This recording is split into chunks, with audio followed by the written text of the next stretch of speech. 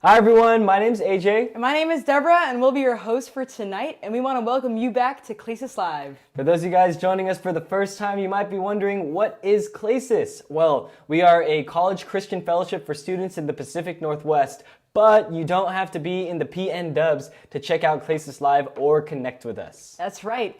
And Klesis means divine appointment or divine invitation in Greek. And we want to invite you guys to join us each week as we'll be live streaming content every Thursday at 7:30 p.m. Pacific time. And we're going to be having a lot of fun together, learning a little bit more about the Bible, and hopefully getting to know each other too. So please do not forget to like, comment, and subscribe here on our YouTube, as well as follow us on our Instagram at Klesis.Seattle. And as always, before we start, we do want to add a quick note about the chat. We're all friends here, so let's be mindful of people in the chat. Yeah, so, no name calling, let's keep the language clean, and, we're here to have a good time together. All right, thanks guys. And speaking of the chat, Deborah and I will be jumping on there during some of the segments, so we look forward to interacting with you during that time on there. Yeah, well, all right, so last time I think we didn't really get a chance to have the guests get to know us a little bit, so I thought it'd be fun if we start off with an icebreaker. So we'll be asking a question, and we want to encourage all of you guys to jump on the chat and participate as well. So here's our icebreaker question for tonight. Is a hot dog a sandwich? I know, controversial. What do you think, AJ? Well, I mean, it's a piece of meat between some bread, and there's some condiments in there. Yeah, it's a sandwich. Okay, but according to the cube rule of food, a hot dog is actually a taco because the starch covers 3 sides of the main meat.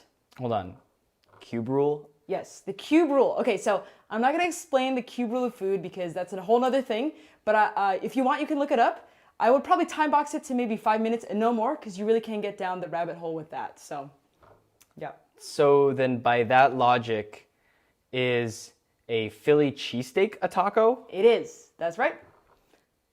But it's called a Philly cheesesteak sandwich. But the cube rule says that it's a taco. So maybe we could just agree to disagree. Yeah? All right. But actually, I do think a hot dog is a sandwich. So I was just playing devil's advocate, okay? There's 2 sides. There's two sides. All right. Anyways, let's move on to our first segment of the night, At Home. In this segment, we're going to take a look at different Klesis members and their lives at home. This week, we're going to be hanging out with Susanna, a junior here at Klesis, and we're going to check out her home for the moment, which is UW. All right, so let's roll that.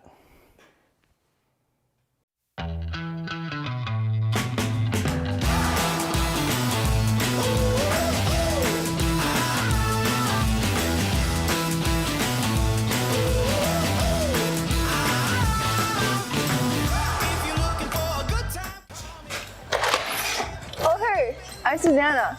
I go to UW and I'm a junior right now. I'm trying to study informatics and psychology. I live around this area and I heard I was supposed to show you around, right? Let's go. Oh, COVID.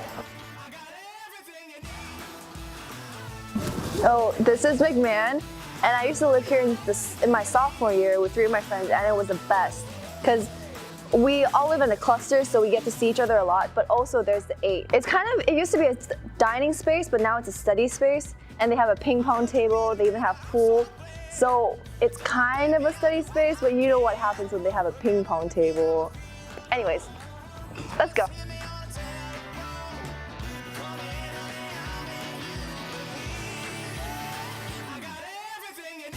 There's kind of this cultural shock. I went to China for high school. The government can sometimes be more strict on what we can say and cannot say. It's like we have the freedom over here to have a clash of thoughts and have a clash, a debate of opinions. And I feel like that's really interesting, and I've learned so much about myself and other people.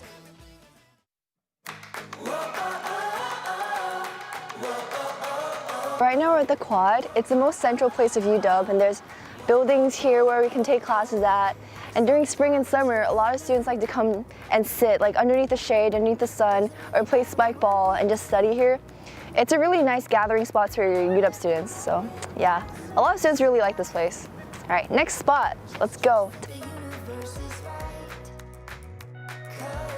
It's just like the memories that you make with people, and just like thinking of Odegaard again, and then you just like resonate with the people around you, where you hate it that you're gonna pull another all-nighter there tonight, and just like walking down the streets in UW, and then you just know exactly where to turn, and kind of just like your mutual hate for the classes that you're taking, the mutual hate for not being able to get into your major, or like the mutual love for Korean tofu house. And then that debate that you have agreeing on that Korean tofu house is better because of the side dishes. Third table, my favorite place on earth. They would have the best veggies, best sandwiches.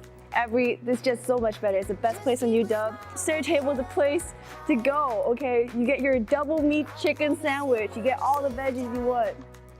Yes, that is right. Okay, let's go.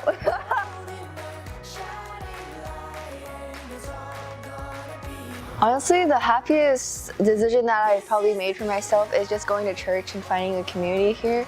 Being vulnerable with my emotions and just having this like little bubble have really helped me mature the most compared to when I was in high school. I did like, you have your close friends, but then I've never really had the chance to share anything about myself with anyone. All right, welcome to Korean Tofu House, the one and only with the good side dishes.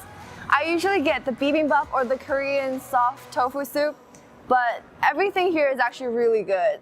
I'm starving. I'm gonna go get something to eat. I'll catch you guys later, okay?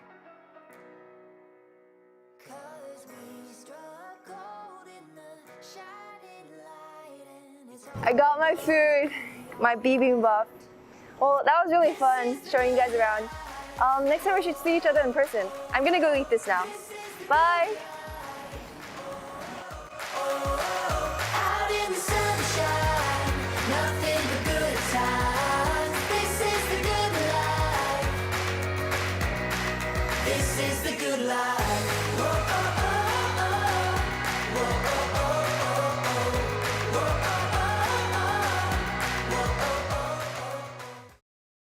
All right, thanks Susanna for showing us your favorite spots on campus. I want to give a quick shout out to the juniors who lived in McMahon last year, and also to all those workers at Center Table. Yes, and especially to all y'all on the sandwich bar. Yes, Let's go. Let's give the girl her double meat chicken sandwich. All right, we're gonna move on to our next segment of the night, which is GG. Woo! All right. If y'all don't know what GG stands for, it stands for Gerald's Games. And it's a segment where Gerald will be taking his 4 contestants through a series of challenges where there are no prizes, but there's just the satisfaction of watching your friends eat hot sauce. And if that last part confused you, just hang tight because Gerald's gonna explain it all right now. So take it away, Gerald. Hey, Lauren, hey, take a whiff of this. Okay. Just open it up.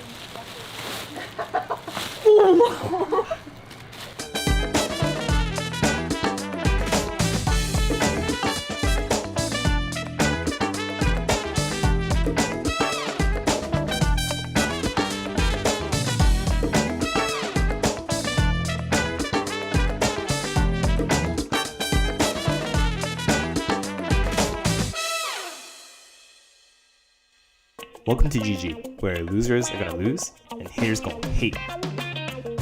In this episode, we'll be featuring different Klesis members who will be duking it out over some whack scenario. Depending upon the round, everyone except the winner will get punished by the Hot Ones inspired hot sauces. Fun fact, after every round, the hot sauces will get hotter and hotter. It's just draining out my nose. Is that normal? So in round 1, each player will stick their hand inside of a black box. They'll dig around until they feel something, and then they must pull out whatever is inside the box. To make an interesting twist, whichever player has the best reaction will be safe for the round. Yes, even if they fake it.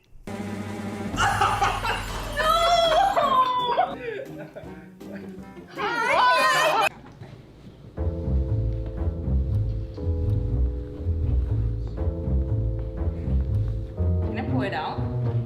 Yeah.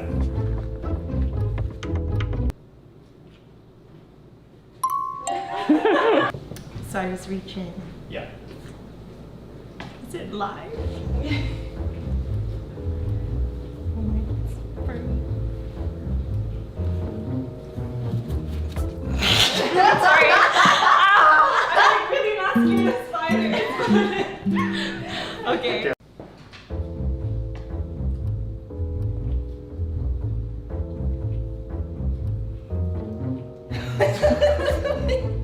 Wait, how come?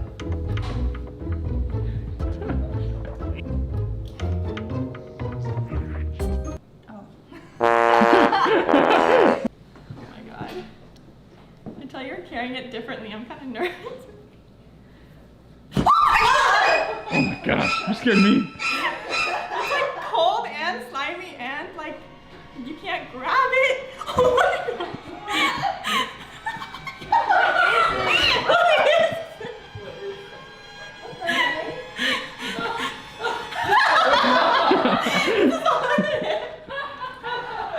Oh my god. Alright, so the winner of round 1 is Lauren. Alright, and so yeah, this round, the contestants will get punched with Yucateco habanero hot sauce. Suckers. Oh my god. How much are you gonna give me? Whoa. Okay. Okay. Sir, sir, calm down. Sir, calm down. Go. Oh, feeling it? Building? There's a little. Jen disagrees. He's already going for it. Wait, can I? Is this my first only cup that I get? A little stain on my tongue. A little burn down my throat. I'm turning it Meanwhile, I don't know if she should go to the next round. You alright there? You alright there, kid? I am not lactose intolerant, so. Yeah, good, because it's lactose free. So in round 2, we'll play a game that I like to call Trash Picker. I'll head on over to my garbage bin and pull out a bag of, yep, you got it, trash. Each player will have to dig through the trash bag, and whatever they touch first, that's what they have to eat. Alright, so the first thing you touch is the thing you're gonna eat, so you can't Eat? Yeah, you're gonna eat how it. long has it been in there for? Oh. Ow, it's like spiky. You touch it, you take it. Yeah, I got it. What? Oh. Hey, Durian, let's go! Oh my gosh, it's literally a trash bag. Oh, it's mushy! Oh, it smells really bad. Oh my god. Oh my. Oh my god! What the heck is that? Oh my god, this is so squishy. Oh my god, what is this? Why? That's called a grapefruit. Dude, why is it wet in here? I want to eat this. I have the trash bag. What? I gotta lie. Alright, so Lauren here got the durian. You just like Are you gonna slice go it like for it? Just pretend it's like any other fruit. Yeah, like a mango. Yeah. It doesn't really look like it. Wait, use your. Oh, it's like spongy? That's what you think. That's what it wants you to think. Oh, it's slimy, oh my gosh. dude. Oh my gosh. Oh, really? You smell. Oh, wait. You Are you just. protecting yourself from COVID? No, I'm protecting myself from this. Wait, how much do I have to eat? Just take like a bite. Oh my god. Okay. You really? Wait. Alright, so Kelsey got the grapefruit. Wow. I'm so happy. Oh my, can I actually eat it? Yeah. Tasty. I'm gonna wash this out. So good. Alright, so Susanna got the lime, and so yeah, it's a lime. So. You know what you're doing there?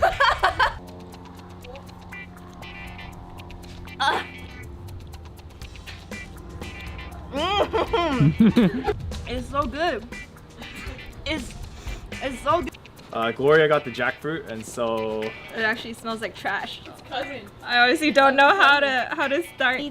Oh, gee. It smells like laundry. Oh.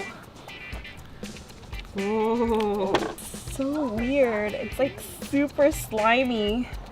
Oh my gosh, how are you supposed to eat this thing? Wow. This looks intimidating. I really don't want to eat this. It You're- feels like sashimi. Sashimi. you're a big girl now. Does it taste like sashimi? Oh my god! I don't know what it tastes like. It's actually kind of sweet. Oh, the aftertaste! Really Can I fun? spit it out? You could go bark over there. Overs.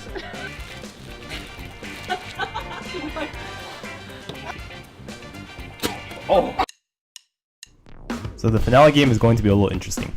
Each contestant has to use a sledgehammer to smash open a cinder block that has a golden ring hidden inside of it, as well as something a little extra like bugs, snakes, rats, whatever. You get the picture. After the contestants find the ring, they have to clean it off and put it on their finger. Whichever contestant does it the fastest wins. Alright, so first contestant is Kelsey. So 3, 2, 1, go! Oh, I found it! Oh, shoot! You gotta put it on, you gotta put it on. You gotta put it on. You gotta put it on. Put it on your finger.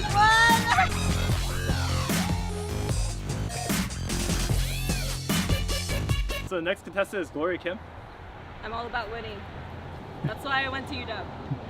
3, 2, 1, go! Oh my god! Put on your finger, put on your finger. Time. Alright, so no matter what you do, just don't hit your leg. So 3, 2, 1, go! No, it's stuck! No!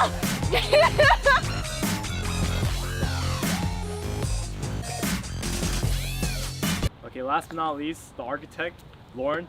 So, okay, 3, 2, 1, go!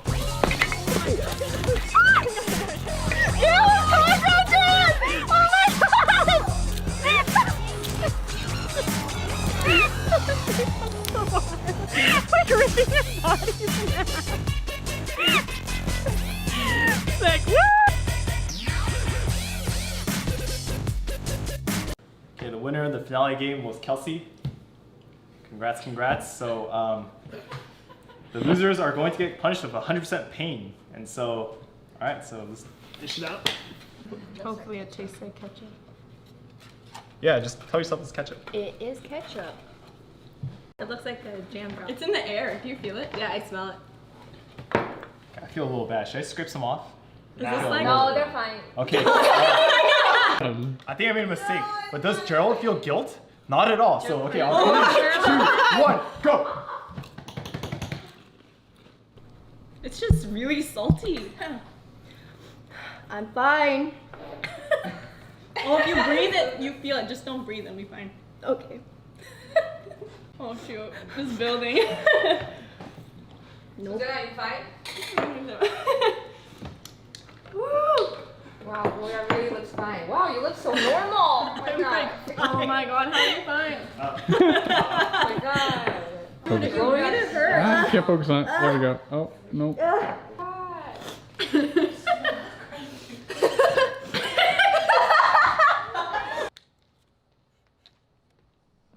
Pull. You gotta pull it.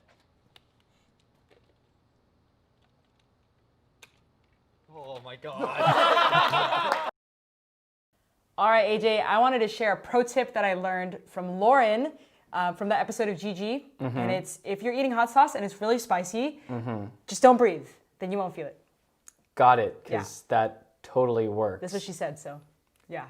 All right. Well, anyways, shout out to you, Lauren, Kelsey, Gloria, and Susanna for being our second round of participants of GG. Yeah. All right. If you want to join GG, then feel free to comment in the chat. Actually, I heard that one of our members, Kevin Howe, has been wanting to participate whilst wearing a dinosaur suit. That sounds pretty awesome. Maybe that's just a rumor I heard, but hey, you know what? If you want to make that happen, drop a fire emoji in the chats. Maybe that'll catch Gerald's attention, and yeah, we'll see if it actually happens. If it actually happens. All right, well, we're going to go ahead and move on to our next segment, Real Talk. And today we want to talk about the issue of forgiveness. And we want to recognize that, yeah, this is a big topic, and we won't be able to do it justice today, but we wanted to get the conversation started.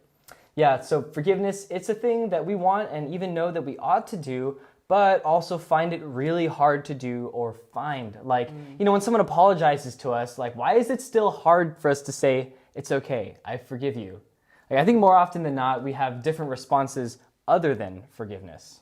Yeah, so we thought of a couple of these responses and capture them in GIF form.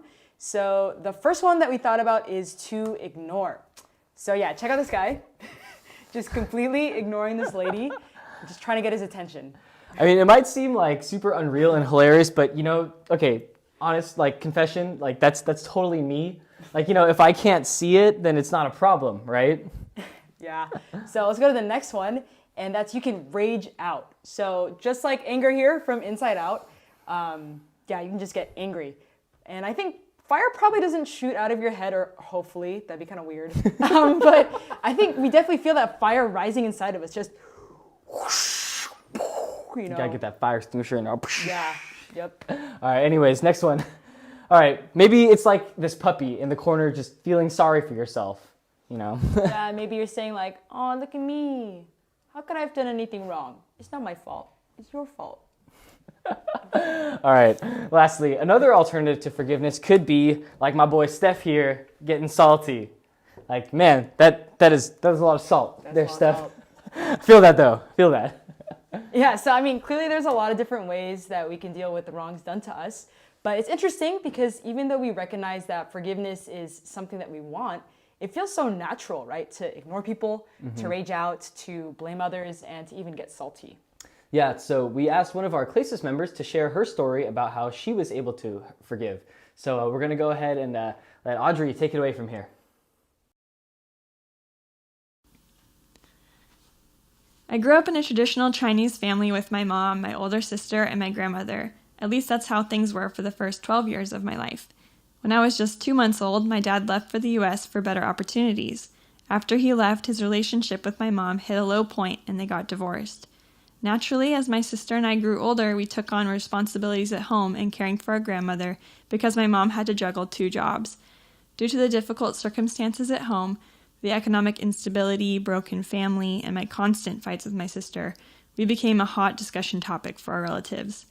Therefore, I grew really resentful toward people, including my sister, my mom, and my dad. I always wished that my life could be something different than the way that it was.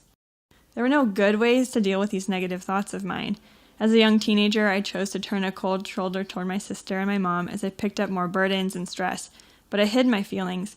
I became very indifferent about relationships because I felt insecure about trusting people, which caused me to isolate myself from my family and my friends. At the age of 12, we received an immigration letter to the U.S. through my mom's side of the family. After moving to the U.S., my parents started talking again, and my mom actually decided to make up with my dad, but it was tough for me to let down my guard before my dad because I still resented him a lot for leaving us behind in China. I avoided interactions with him as much as possible, and our conversations always ended with an awkward silence. I didn't know what kind of person he was, and he didn't know how to get involved in my life. When we first moved to Nevada, we were introduced by a relative to a Christian church. At my first visit, I sensed that there was something different about this group of people. They were happy and warm, they welcomed us in, and truly accepted us for who we were. I remember one time, one of the girls there shared a difficult situation at home and how she was bothered by it. She revealed a vulnerable side of her, and I could tell she trusted the group, and everyone prayed together for her. It was their sincerity and love, which I hadn't felt before, that allowed me to let my guard down too, and become more open to letting people into my life. At one retreat, we learned about God's forgiveness of human sins, a God who is so merciful that he even sent Jesus down to die on the cross for us. And because God forgives us, we can extend forgiveness to others. Then we were prompted to think of people who we should forgive, or someone who we should ask forgiveness from. The word of God moved me to apologize to my sister for the grudges I held against her and for not being a loving sister. I mustered the courage to go up to her, I hugged her, I started crying as I asked her to forgive me. And after speaking those words, I felt so relieved, as if something was lifted off of my shoulders. Ephesians 4:31-32 says, "Get rid of all bitterness, rage, and anger, brawling and slander, along with every form of malice. Be kind and compassionate to one another, forgiving one another, just as in Christ God forgave you." This verse describes the kind of sinner that I am, but also how God's mercy and love for me is greater. He forgives and loves me. This changed the way in which I viewed relationships with others. Because of the gospel message, I began to mend my broken relationships with my mom and sister and turned my resentment toward my dad to love, patience, and forgiveness. Thanks to God's forgiveness, my family could have a second chance and a life of hope. All right, thank you so much, Audrey, for sharing your story. Hey, actually, Audrey's story gave me some thoughts. Is it okay if I share a word real quick? Yeah, for sure. Go ahead. Awesome. Thank you. Okay, so I wanted to go back to the verse that we heard at the end from Ephesians 4, verse 31 to 32. It says, "Get rid of all bitterness, rage, anger, and harsh words, and slander, as well as all types of evil behavior. Instead, be kind to each other, tenderhearted, forgiving one another, just as God, through Christ, has forgiven you." So first off, I want to note how this verse says, get rid of all bitterness, rage, anger, and instead be kind to each other, etc. So, is the Bible saying that we have to turn off our negative emotions and just think positive? Well, we could try to do that, but I think you and I both know that that's not very realistic. And I think when there's wrong done, it's hard not to be angry and instead be kind. But I also want to note that bitterness, rage, anger, those are all symptoms of a deeper problem in the heart, and to get rid of them means that we need to deal with the source of a problem. So you can think about it this way. Think about, say your car doesn't start, right? You could try using some of these jumper cables, and maybe it works for a time, but for whatever reason, it keeps dying. So maybe you decide, okay, I'll just try again, but sure thing, it doesn't work. So maybe you get premium gas. You even get a nice car wash, but no matter what you do, the car doesn't start. So you take it to a mechanic, they look at your car and they say, yep, your battery's dead. You need a new one. And so you swap out batteries and you're good to go. Fresh new battery right here. Side note, this actually happened to me. Maybe not the gas and the car wash part, but my battery died and I had no idea, right? And if you think about our lives, I think experience will tell us that our hearts are often like dead batteries. They don't have the energy to be kind, to forgive people. And we can try to get rid of our rage and anger by just trying to forget about it and instead be kind. And it may even work for a while, like these jumper cables, but it's not going to fix the issue. We need new hearts. So where do we get the new hearts from? Right? Where does that happen? Well, it comes to the end of the verse, right? That's the key. It says, forgiving one another just as God through Christ has forgiven you. We need a heart that's received forgiveness from God. And I just want to be real, forgiveness is really hard, but when we've received forgiveness from God, it becomes possible to forgive others. So I want to share this story to illustrate this point about a man named Louis Zamperini. If you've never heard of him, Louis Zamperini, he was a former Olympic runner who became a prisoner of war to the Japanese during World War II. And his story is very personally inspiring to me. Partially because, like me, he was a distance runner. Actually, he was a mile specialist, which the mile is my favorite race.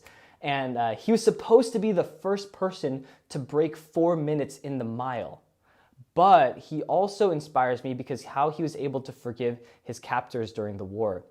So during his time as a POW, he was beaten, starved, forced into hard labor for 2 years before the war ended.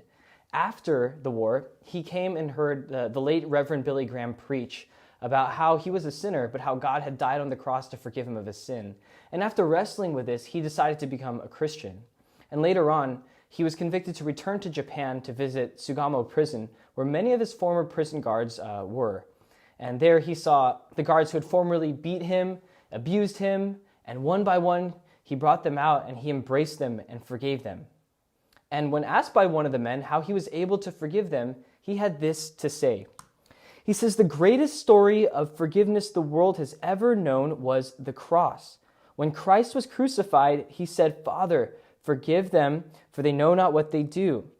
And said, it is only through the cross that I can come back here and say this, but I do forgive you. Man, isn't it amazing that someone could forgive like this? Have you ever struggled to forgive someone? Or maybe you're on the other end. Have you ever felt like you could never receive forgiveness for the wrongs that you've done? Maybe you're thinking what the Japanese officer was thinking. What could possibly change someone's heart like this? Well, the Bible tells us it's only because of the cross that tells us how much God has forgiven us. Well, maybe you're listening to this and this whole idea of God forgiving us is a crazy concept. Man, if that's you, I really want to encourage you to keep coming to Klesis Live and to learn more about this. Sign up for small groups and find out what the real source of forgiveness is really all about. Get to know other people who are learning more about God too. Don't just hear stories about it. Experience it for yourself. Well, maybe you've heard this before. This whole story about the cross of Jesus. Maybe you grew up with that. Well, I think it's worth asking.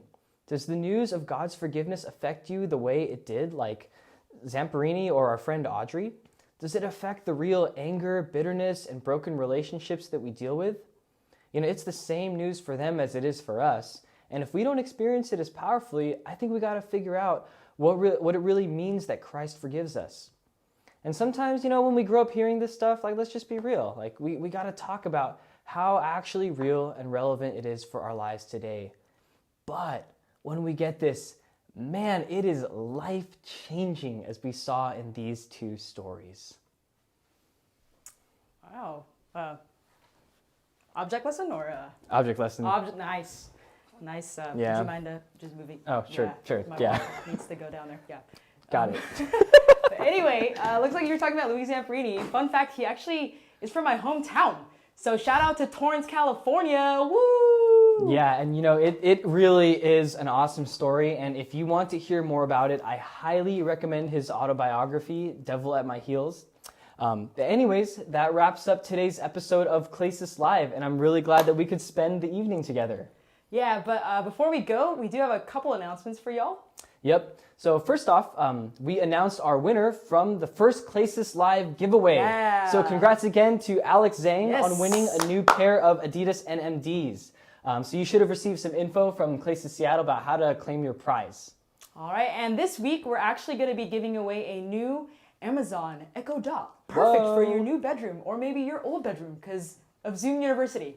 But yeah, the rules for this week for the giveaway are as follows. So first off, we need you to go ahead and follow Klesis.Seattle on Instagram. Like the giveaway post that we're going to have on there. Tag 2 of your friends and comment what school you'll be attending this fall. And each of these actions, is one entry, but your entry actually doesn't count unless you DM this week's code to the Klesis Instagram. That's right. And this week's code word is, drumroll please, lunchbox. Yes, I totally just hit the plant right Nice, there we go. All right, code word, lunchbox. Okay, DM the code word lunchbox to finalize your entries and a chance to win a new Amazon Echo Dot. All right. Well, that is all for today. We're so glad you guys could join us, and we'll see you next Thursday at 7:30 p.m. Pacific Daylight Time. See you then. Hey, bye. Later.